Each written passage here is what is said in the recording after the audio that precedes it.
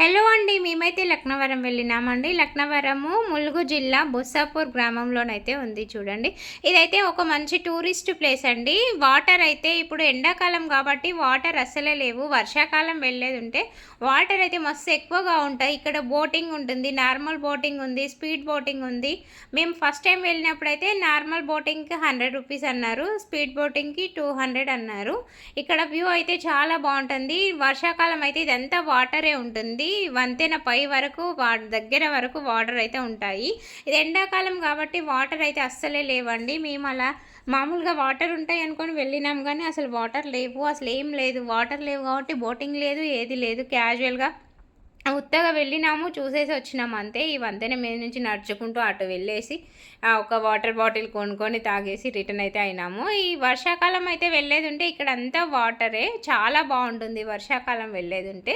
ఇది ఎండాకాలం కాబట్టి అసలు వాటర్ లేవు. ఇక్కడ చూడండి, ఈ వంతెన మీద మా చార్వి, రిషి అందరూ ఆడుకుంటున్నారు. చాలాసేపు అయితే ఆడుకున్నారు. ఇక్కడ మనము ఫొటోస్ దిగొచ్చు, వీడియోస్ తీయించుకోవచ్చు. ఇదైతే ఉంది ఇక్కడ చూడండి. ఇలా ఫోటో దిగడం వలనంట 100 రూపీస్ ఇద్దరికి, ఒకరికైతే 50 రూపీస్ అంట. మనం వీడియో రింగ్ లైట్ కాబట్టి ఇది వీడియో కూడా తీపించుకోవచ్చు మనము.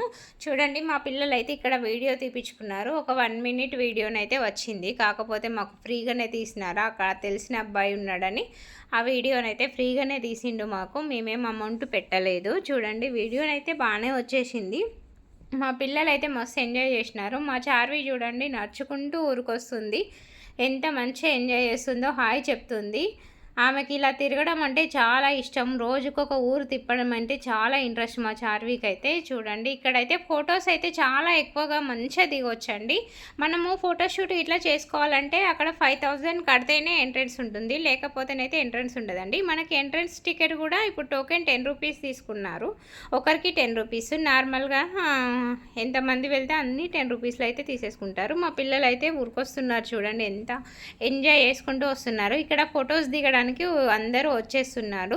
మా రిషివర్ధన్ అయితే వాటర్లోకి దిగి చాలా ఎంజాయ్ చేసిండు. మస్తు సేపు ఆడుకున్నాడు వాటర్లోనే. వాటర్ బాగాలేవు అసలు, ఇక్కడ కూడా మంచిగా లేవు, మురికిగానే ఉన్నాయి. ఎండాకాలం కాబట్టి వాటర్ అయితే అస్సలే లేవు. కానీ ఇక ఆయన సాటిస్ఫాక్షన్ కోసం అందులో ఆడుకున్నాడు రిషివర్ధన్ అయితే. మా పిల్లలు అయితే ఎంజాయ్ చేసిండు కానీ మేమైతే పోయి